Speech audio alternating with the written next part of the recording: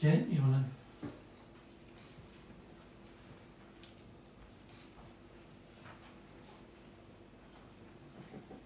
So I'd like to ask about God in this whole process.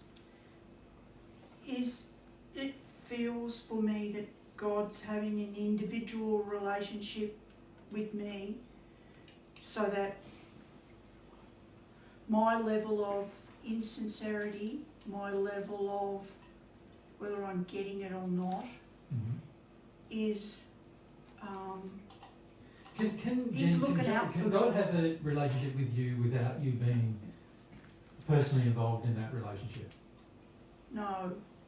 So I think I've got to be So it's not accurate to say God's having a relationship with you. seeking. I've got to be seeking. Well, you're just breaking the first principle that we just talked just now. But right. Since you got the microphone, as soon as you got it, you haven't asked a question and you're telling us what you know. Which is exactly what I said to Claudia not to do. Wow. Okay. Right? And the reason why it doesn't work is because now you're just explaining everything from your perspective, which is going to be based upon the sin you hold. And part of that sin is God would be having a relationship with me whether I'm participating or not. That's a part of your sin. You've believed this the entire time I've known you. You've believed that God wants a relationship with you when you don't want it. And you don't want one at this stage. You don't want one. That's error, is it? You think you do, but you don't. Right? Now, what you want is your pain and suffering to go away. That's what you've wanted the whole time I've known you. And, of course, it hasn't all gone away, has it? No. No. And so, therefore, that demonstrates that whatever you're doing is not sincere. You understand? So let's look at, you asked about God, how God's involved. Let's look at how God's involved. Everybody who's ever existed is a child of God. And God is personally interested in every child. But God doesn't have a relationship with every child. He's personally interested in every child, but he doesn't have a relationship with every child. He has a relationship with the children who want to have a relationship with him. But the relationship on the part of the child must be, the desire for it must be sincere in order for a relationship to be established. So the only way God can help a person who is not sincere is by a lot of other things that are external to the child, not internal to the child. You understand what I mean by that? So what I mean by that is that he's got to influence other people and other things to happen to you in order for you eventually to develop enough of a desire to have a relationship with him. So, in other words, if there's some spirits that he knows that like Jen, he's going to try to influence those spirits to influence Jen to develop some sincerity, to develop a relationship with him. If Jen's in a state of sin, the laws are all operating, every day operating, to make Jen aware of her sin, so that she can awaken to her sin. So all of the laws have been constructed. If you think of all the laws that exist in the universe, the majority of them have been constructed by God for his children. Right? There are some laws that are independent of the child. Those kind of laws are like heavenly bodies move about, how the moon revolves around the earth and how the earth revolves around the sun. And all those physical laws, they are independent of the human to a large extent. They existed before humans came, and they will continue to exist afterwards. But there's a whole group of laws, all of the most important laws based on principles, are all about the human child, God's children. And God created all of those laws just for the children to become happy. And so one way that he can influence the child is through the influence of those laws that he created, which are an expression of his personality and his nature, and in terms of how he would like his child to act and feel, and also how he can demonstrate his own nature and abilities to the child. He can influence you through any of those means, but he can't influence you directly until you're sincere. And when I say directly, he can communicate with you through the conscience, but only when you're sincere. You can receive love from him, but only when you're sincere. Right? So there is no relationship until you're sincere. There is no relationship. There's not. A lot of people sort of believe that it's sort of like, oh, but I already have a part of God in me, and I already think that, God designed us. Didn't God design us with this spark that we really want God right from the beginning? No. If God had done that, he would have done it against his own creation of your will. So God didn't do that. You have complete independence from God until your desire for a relationship with God is sincere. And that's the net sum total of how God influences you. Right? So to presume, which you often have done, that God's in a relationship with you when you're not in a relationship with God, that is a false presumption. Yeah? Okay. And it's not true. Nobody is in a relationship with God until they are in a state where they're sincere. Now that doesn't mean God isn't interested in you, does it?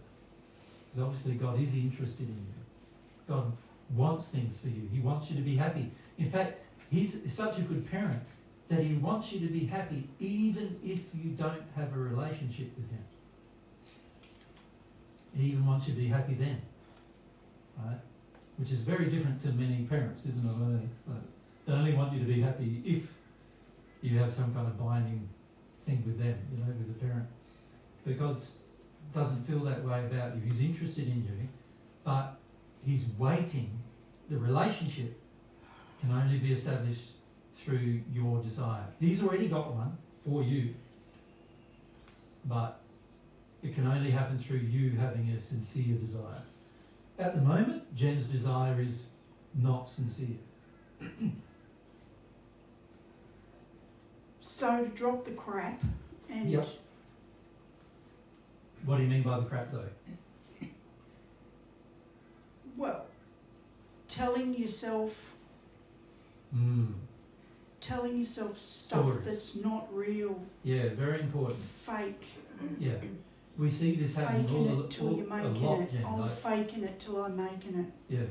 Yeah, it doesn't work. So if I'm drowning in pain and suffering, Yeah, which is good. and I've got to stop the crap, Yep, telling myself I know when I don't know, yep. But now you're reverting to telling me things that I already know. I'm trying to work it out. You don't We'll have work it out privately. It's not. Yeah. It's not my responsibility for you to work it out publicly or with you publicly, and also to listen to you work it out. Like I already know these things about you. I've known these things about you since I met you. So it's not like this is what I mean by telling the story. See, part of a very large addiction in you is to tell your story, and you've always had it ever since I've met you. You have this very strong addiction to tell a story. That's stopping you from becoming sincere. You don't realise how much it's stopping you either. And you think about it, for most of you, you think about it, you go along to visit an old person in an old person's home, for example. And you sit down with them, and what do they generally discuss with you? They talk at you the entire time, talking about what? And for the majority of you, do they ever ask you anything about your life, your circumstance, your situation? Are they ever even really interested in you? Or what do they do mostly? Isn't it talk at you about their life? Which is what you've been doing with me ever since you've met me, Jen. Talking at me about your life. Which, by the way, I already know better than you do. Right? I observed you. I can see you. I know you. I can feel you. Easier than you can feel yourself at the moment. And so I already know many of the things about your life that you don't know. Right? And so when you're talking to me about them, you're doing it to get a feeling of some kind. That a feeling that somebody understands you and gets you, and somebody wants to listen to you, and they'll take the time to listen to you, and really that's acting in the addiction to avoid the pain and suffering of your own childhood. That makes sense? And this is also what you're doing with God.